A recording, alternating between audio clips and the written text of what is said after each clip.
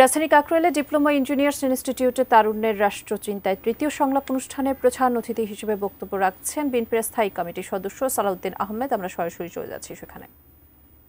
ঘরের সন্তান তার পেটের ক্ষুধা নিবারণের জন্য অল্প বয়সে স্কুলের বাইরে রুটি রুজির চেষ্টায় লিপ্ত থাকতো, তার দরিদ্র পিতামাতা সেটা ছাড়া আর কোনো চিন্তা করতে পারতেন না।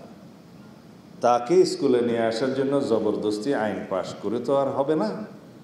আমরা সেটা যেভাবে করতে হয় সেভাবে তাকে করেছি। তার ছেলে শিক্ষিতও হচ্ছে, আর্থিক বা খাদ্যের সহযোগিতাও পাচ্ছে, এবং যে কোনো পিতামাতা তার সন্তানকে শিক্ষিত করতে চাইবেন, সেটাই তো স্বাভাবিক, তাই হয়েছে।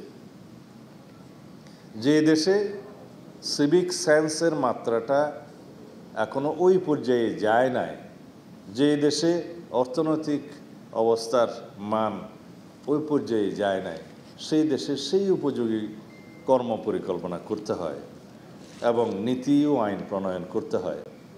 জবরদস্তি কোনো আইন প্রণয়ন করে মানুষকে সেই লেভেলে উন্নীত করা যায় না, জাতিকে সেই লেভেলে উন্নত করা যায় না।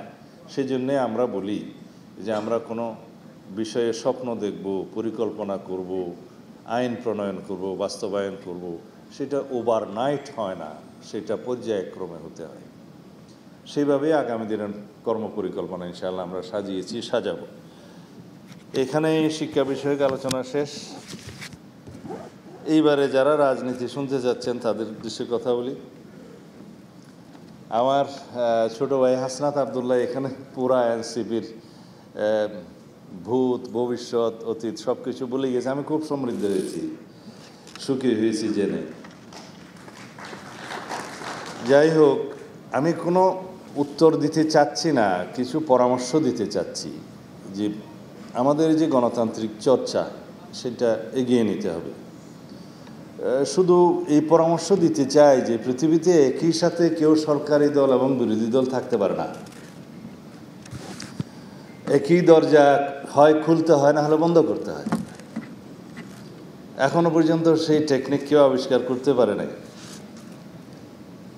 যেদিন ছাত্র প্রতিনিধিরা সরকারে যোগদান করলো, আমি তখনও দেশে প্রত্যাবর্তিত আসতে পারিনি। আজকে আপনাদের সাথে শেয়ার করি, সেদিন আমি বুঝে গেলাম এরা রাষ্ট্র বিনির্মাণে আর ভূমিকা তেমন বেশি রাখতে পারবে না।